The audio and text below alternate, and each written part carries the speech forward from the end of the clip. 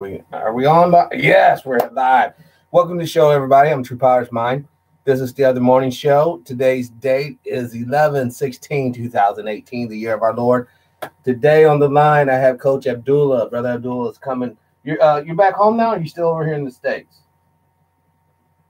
No, I'm back. I'm back in Saudi now. He's back in Saudi, yeah. So I'm sorry I didn't get a chance to talk to you while you was over here. It was a bunch. I came down with the flu or some shit last week, and I'm just now getting back into the mode of everything. But like on a spiritual plane, like while you was over here, did you notice? Like, do you think that the country seems more spiritually in tune, less spiritual in tune? You know, like because I want to bring this full circle, but I want to get your thoughts on that. That's an interesting question because while I was in States, I was in about 4 or 5 different cities. And so one thing I noticed, I think that people are so caught up into everyday life that they just get numb, and then they get caught up in the distractions of what's going on television. Like I saw at different homes where people would watch, hours on end of, Fox News, CNN, MSNBC, or local news, and I just see how that just kind of like numbs the mind. It's kind of like a way to just cope with life. You get off work, or even though you might go to the gym or whatever, just in between times, some people I notice are just like numb, and the result of that is that they don't specify time to unplug and have some spiritual awareness. Right. Because that's what you have to do. You have to unplug. You do. You have to unplug from the the day ins and day outs of life, and just try to connect with the Creator, and just try to see, and that allows you to see the world in a different light, in my opinion. Well, but see, the reason why I asked that, because it seems like the farther we go down this, I guess anti-religion hole, it seems the more obviously corrupt the nation appears to be. You know what I mean? I mean, for goodness sake, we're talking about using tax dollars now in the state of, I believe, Oklahoma, to build a full-life replica statue of Baphomet for the Satanists. Also, I believe up in Pennsylvania, they wanted to put a satanic monument in for the soldiers, So it's like, it's sort of like on that movie Starship Troopers 3, when they were talking about the bug cast religion, and the old girl goes, yeah, but the wrong religion. Do you think there is such a thing as a wrong religion? Well, let me address the first thing you said, and then I'll talk about the wrong religion. What trauma did for me, having trauma in my life, what it made me do as an individual was to go back and kind of reinvestigate everything I had learned from elementary, middle school, and high school. And what I discovered is, when you talk about these monuments being erected, I have to say that, as I said previously on your show, is that when you lift back the curtain, all these things were right in front of us all along. Right. I mean, if you think about the Christmas carols that we sing, a lot of Celtic occultic beliefs are intertwined into that. You look at Halloween. you look at the origin of Halloween, the origin of Santa Claus, uh, uh, think about what the song says in Santa Claus. He knows if you've been naughty. Yeah, I forgot the name. He knows if you've been. You know that you've been naughty. You know if you're bad or good. How is he omnipotent? He flies in the sky. He flies in the sky with reindeers. He gives you gifts. He knows some of the unseen of your life. This is clearly out of the context of what we would say.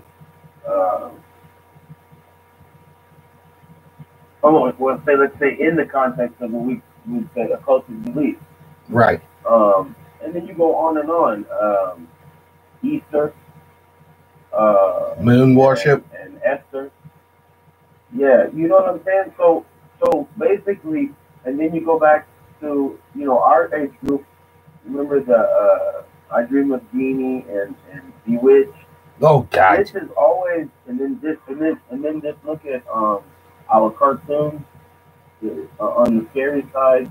Scooby Doo and all the other types of horror themed cartoons. And if you look at the themes of it, it was all about magic and demons and fools and so this was, if you really think about it, it's just part and parcel of American culture. It's just that now we've come to, like I told you, post 9/11 was this information vacuum, and now society has been just literally sandblasted with all types of different information, so that now those groups that had to kind of be hidden behind the Judeo-Christian typical American lifestyle that we grew up in, they can be on the surface now. Right. It's funny you mentioned Scooby Doo, because if you got a chance to see Scooby Doo the movie too, my God, do they play with transgenderism in that movie? They play with occultism. Like one of the things about Scooby Doo, all of the monsters, like on the TV show, because I used to watch it as a kid, none of them were real. None of the monsters were ever supernatural in origin. Well, in that Scooby Doo movie too, the monsters are actually real. There's actually ghosts and phantoms and shit like that. So it's like the further we go down this magic road, once again, it leads to what? Drum roll, homosexuality. That's what it does. And there's no escaping this. Look at there's a TV show on ABC, Once Upon a Time. They got Cinderella making out with Little Red Riding Hood, doing a threesome with another little prince. All this twisted shit. It's this. What I'm saying is that it's going to be pretty obvious when the calamities of this behavior start to collectively hit us, such as famines, war, pestilence, and all this nonsense. And I just think instead of people snapping out of it, they'll just double down with it.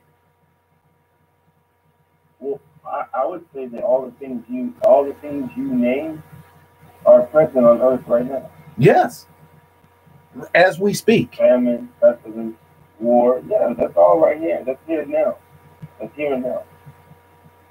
But a lot of people in the so-called first world countries don't experience that.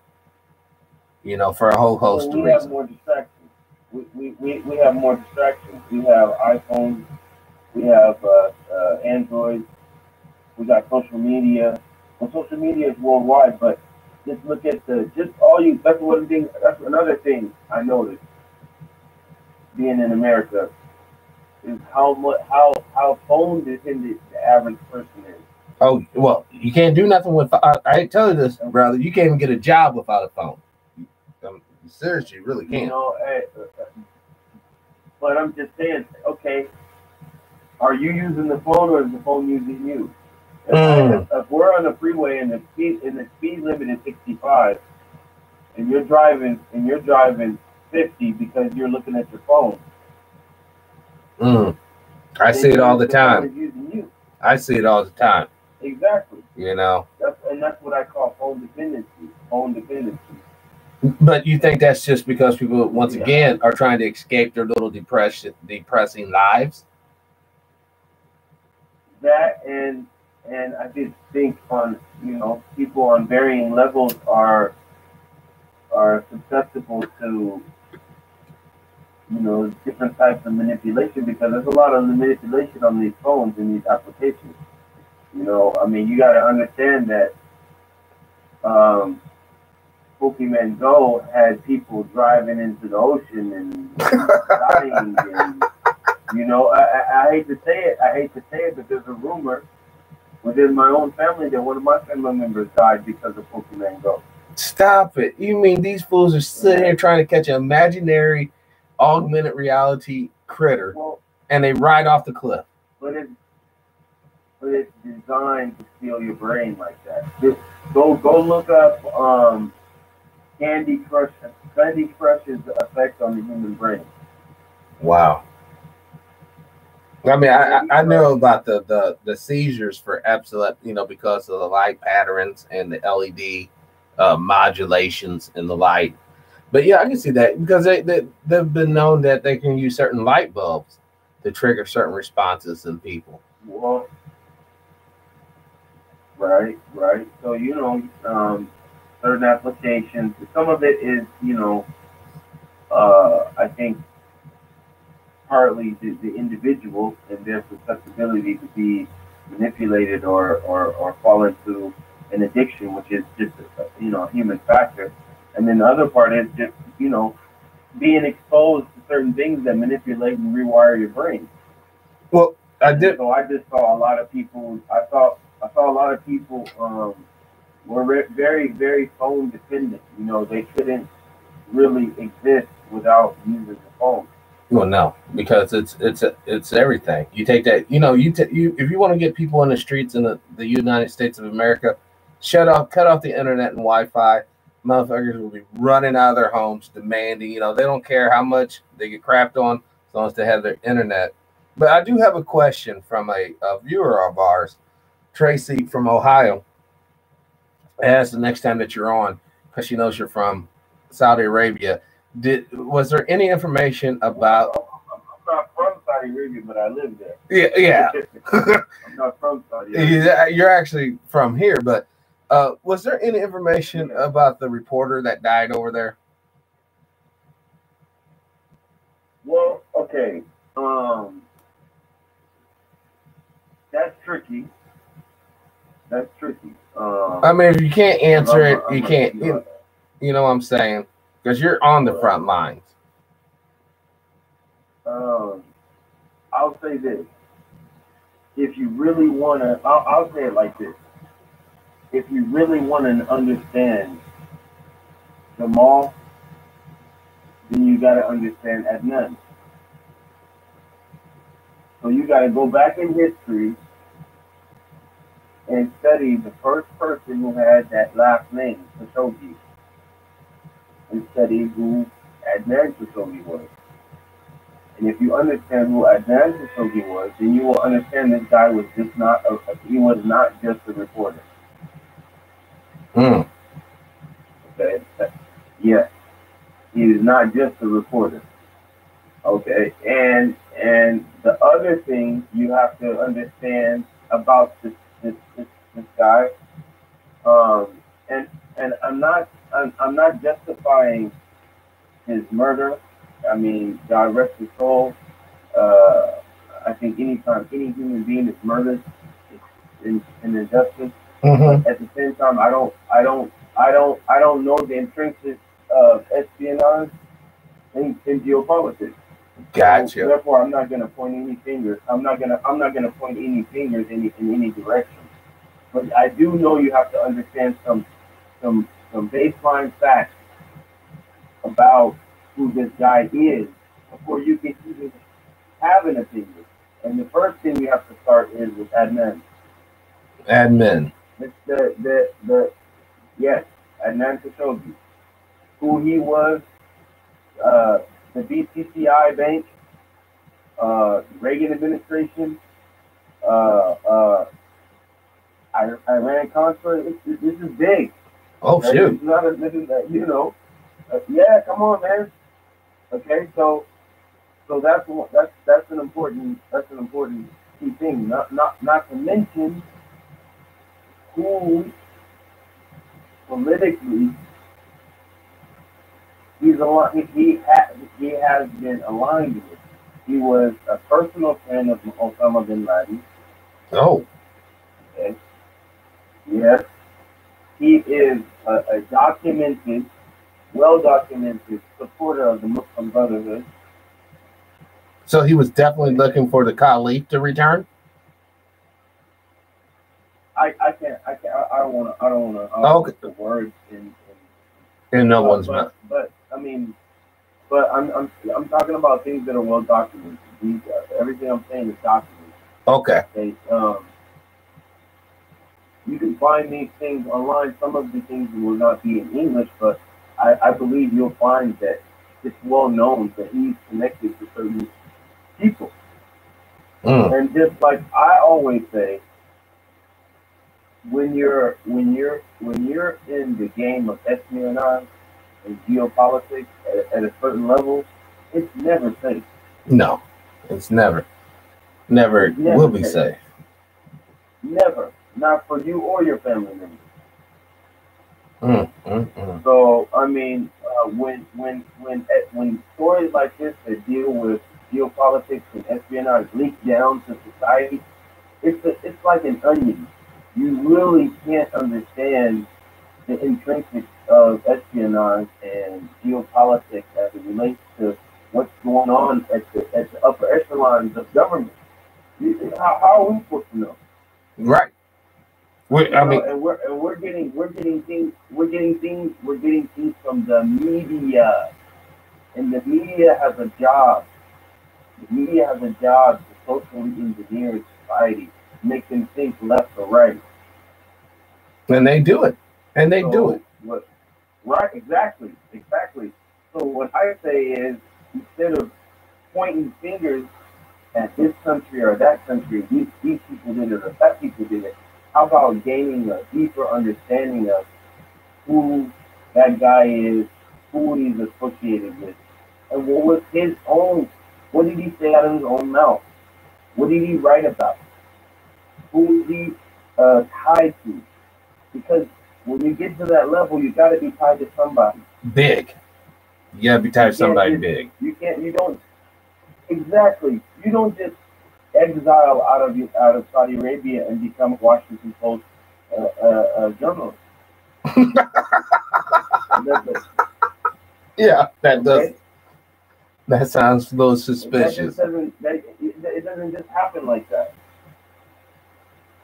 How many Saudis have exiled out of Saudi Arabia? They don't just show up at the door of Washington Post.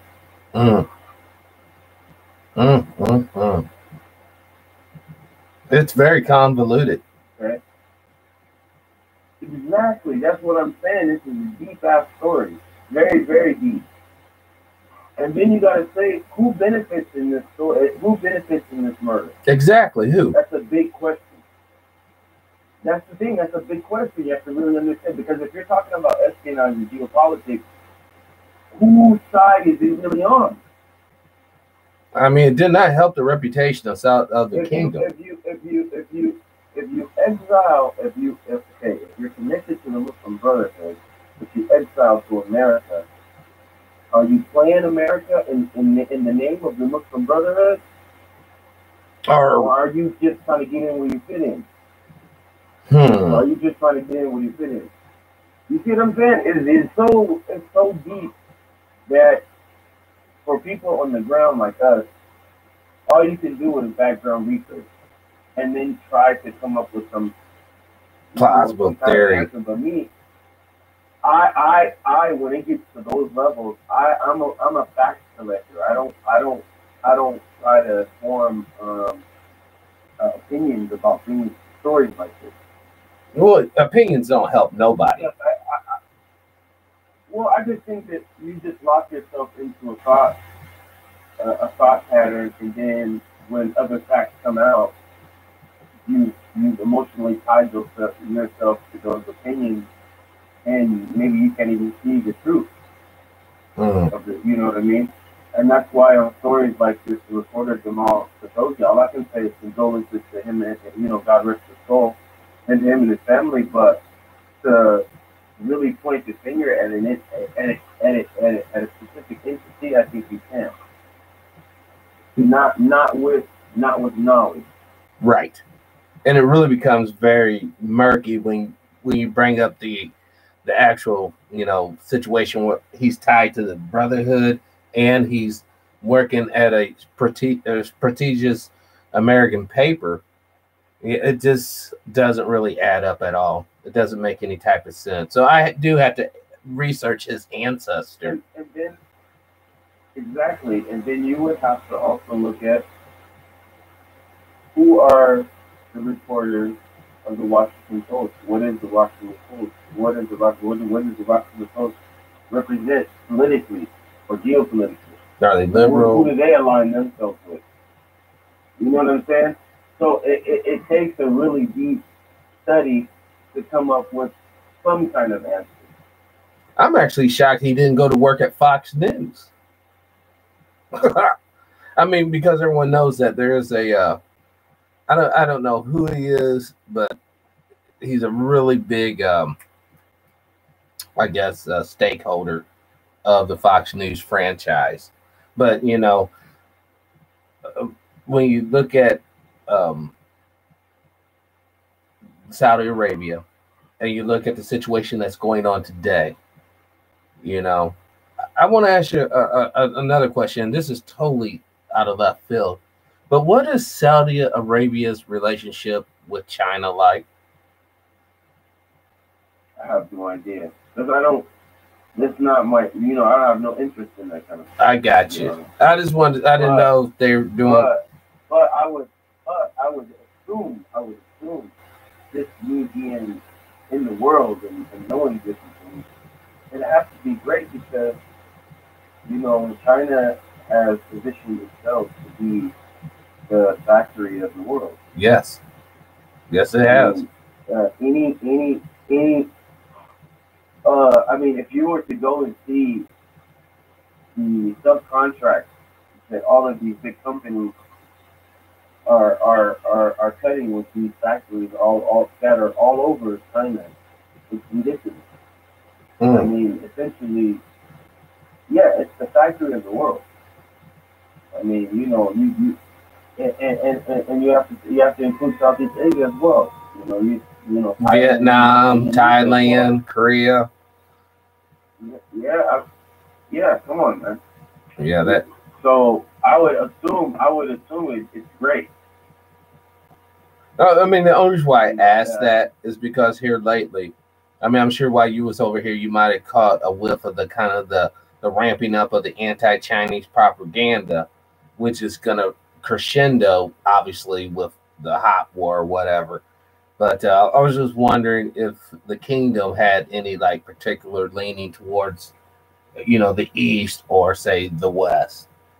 I mean, I know they're pretty much America's ally traditionally, at least as far as arms trading and whatnot. But I didn't know, did the people on the street, do they care either way, the USA or China? I have no idea, and this is kind of my whole point. When I was back in the States, these are talking points that come either through a headline on an internet article or in a newspaper, or it comes off a ticker tape on one of these, news shows. And these are talking points. This is what they want us to talk about. Right. So, for me, if that's what they want me to hear, I usually look the other direction. Because you see it as a basically distraction. Yeah, who cares? I mean, what is me knowing that gonna do? I have no power. I have no power play in the issue. So big multinational companies and big corporations and conglomerates are going to do what they're going to do. What does that got to do with me? Knowing about it. And that's how they get people arguing over bullshit in their living room. It doesn't even involve it doesn't involve you. It doesn't affect your everyday life. Well, if it did, you're polished to change it anyways. And the part that it may affect your everyday life, you don't even know. Man. See, like how just one thing, like who controls who controls your municipalities in your local city, in your city? Who controls the municipalities? I can't talk right now. Like your little mayor, city manager. Well, okay, but where's the funding come from? Well, typically it comes from the sales tax of the city. But you want it. But it's like my neighbor, for example, if I'm living back at home, my neighbor is getting mad at me about, well, why is China dealing with Saudis, and and I would be like, bro, if we don't know who controls the municipalities in our city, who cares? Right. But let's face it, though. You want to believe that the power of the government here comes from the local and goes upwards, but in reality, it comes from the federal government and comes downward. You know what I mean? And that's because of the historical problems we had with certain, little small towns wanting to make some crazy ass law, and you have to send in the troops to break that shit up, or states or whatever. So, America or United States has a bunch of issues. No way, shape, or form should we really be running around the world saying that this and that. Honestly, I think the world would be a much safer place if there was less intervention and backroom dealings. But once again, that's out of both of our hands. People who do that type of thing are going to do that type of thing regardless, because there's too much money in that. There's too many people died for less, put it that way. And the reason why I think it's so important that we all get a firm grip, because I don't know if you kept aware of the EU at all, or the European Union, but the way it's going right now, a lot of nationalistic candidates are coming to power. Merkel, the last holdout, kind of the moderate liberals of Germany, is going the way of the dodo bird at the end of this year, actually next month. All right. And they're looking, I forget the guy's name, but a right-wing leaning candidate will probably take her spot. Once that happens, then basically what the Nazis want to achieve through force will be achieved through economics. And, even though I know this sounds far-fetched, but imagine a triumvirate of Russia, China, and the wild card EU coming together to just subdue the planet.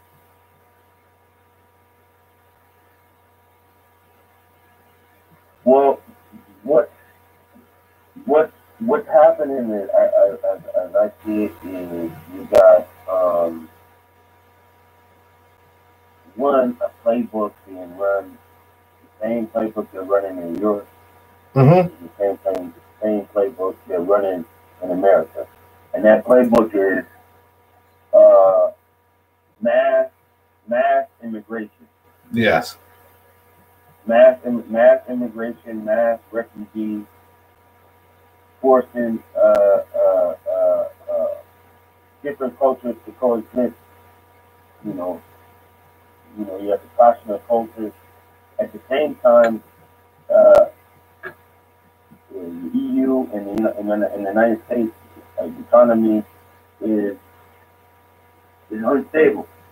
It's being backed by the People's Republic of China's money. Yes, it's unstable. Yeah. So these two playbooks is being run on both regions. But the clash of the civilization now, mind you. I was just about to say. Time you got Trump talking about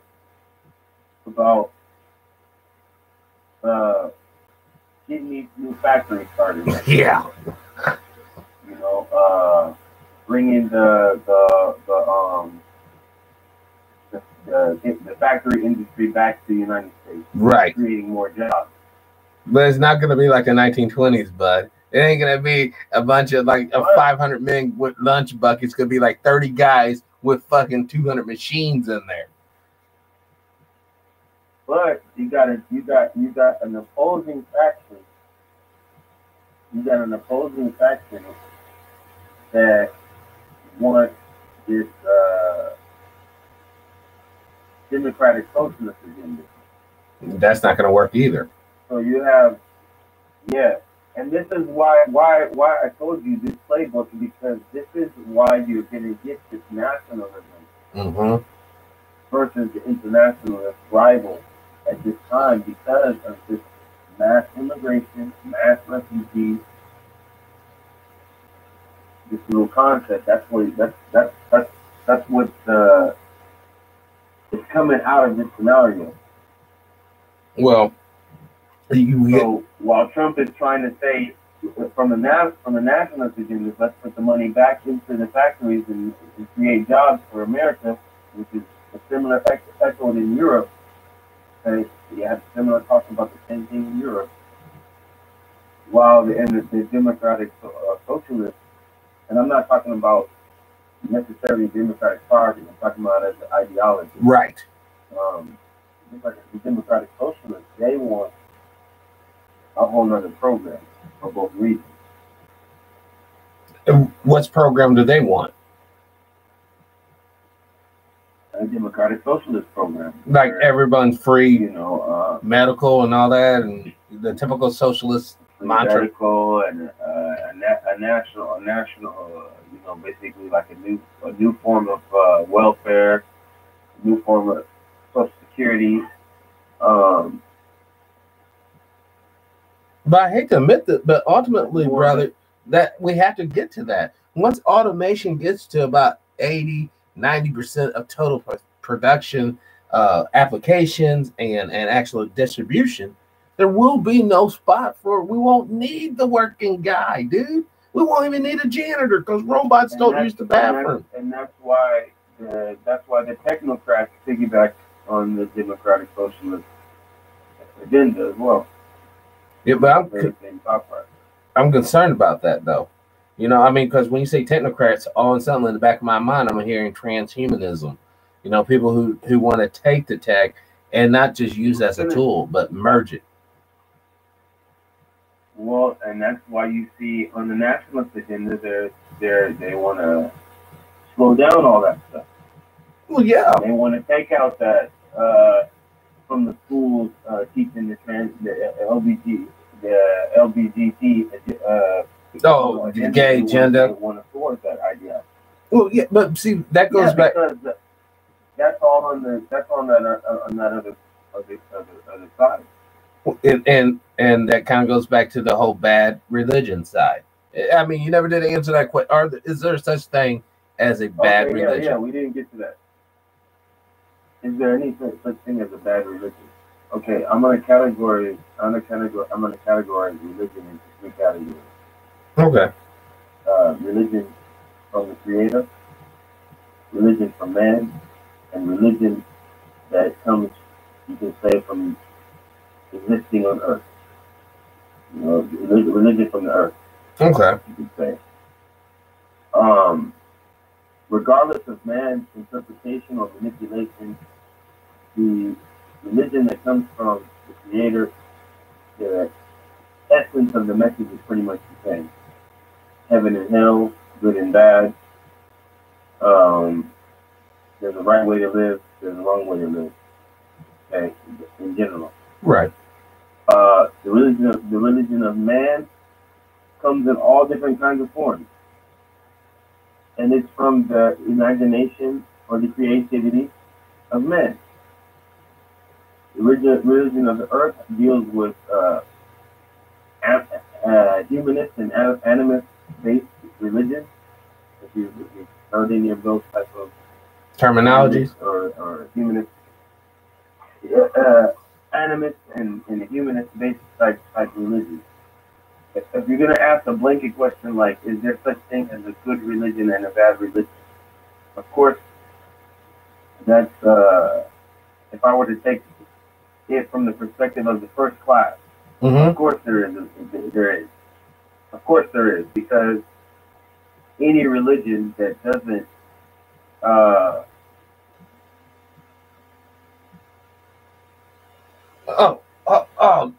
damn. Hold on, man. Oh, shit. Hey, man, let me call you right back because I'm right in the middle of the interview with Brother Abdullah. Oh, okay. And we're not on the phone, we're on Facebook. Oh, okay. All right. Shit. Oh, dude, this is not going to go all the way back into here. Hold on. Sorry, folks. That was right there. We got lost. Yeah, I'm sorry. Yeah. Could you continue, please? Sure. So I think I was based on the first group I mentioned, which is religion that derives from the Creator. Mm-hmm. If we were to use that or look from that perspective, yes, there would be a bad religion. Any religion that would not directly connect the individual to the Creator would be considered bad religion. Right, because it would be in vain, ultimately. The end goal would be basically oblivion, because you're not tied to the life source. Right. From the second perspective, bad religion will be relative to the individual. Like, does it cause harm to the individual, psychologically, physically? Well, it would be. That's what that's why I consider atheism a religion, because it's based on perception. Religion that comes from man is based on man's perception. Meaning, if Patrick creates a religion where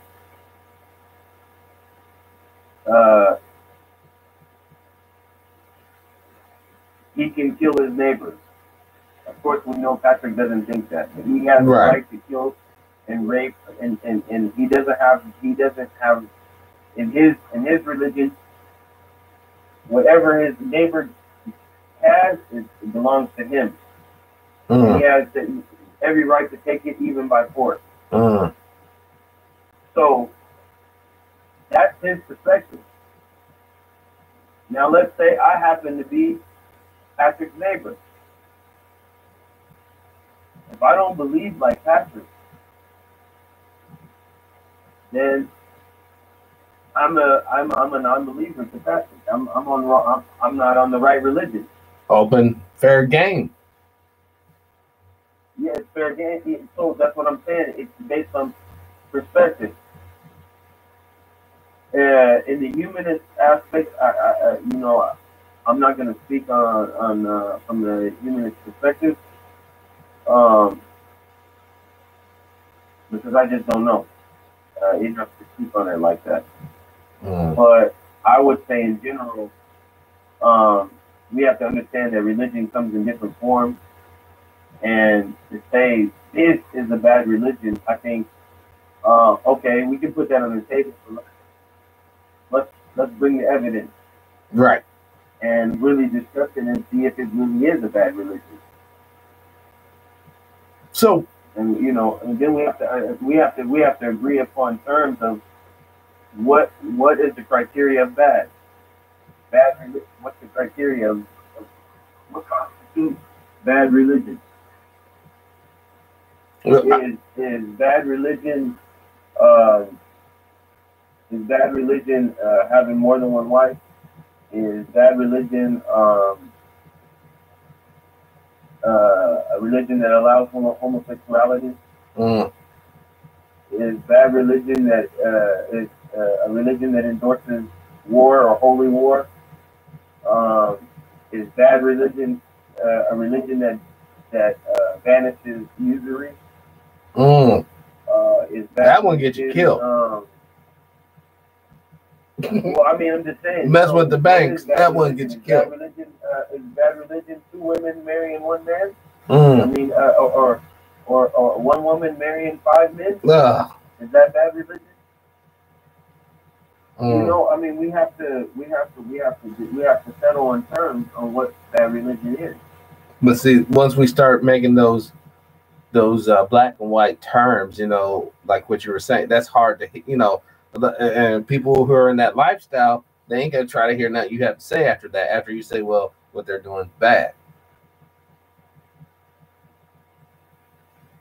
You know, like if I had 4 or 5 wives, I'm like, you know, how dare Brother Abdullah say this is wrong, girls? And they're like, yeah, Daddy. You know, I think that's the problem. That's when all the talking has to stop, because there's nothing left to say at that point.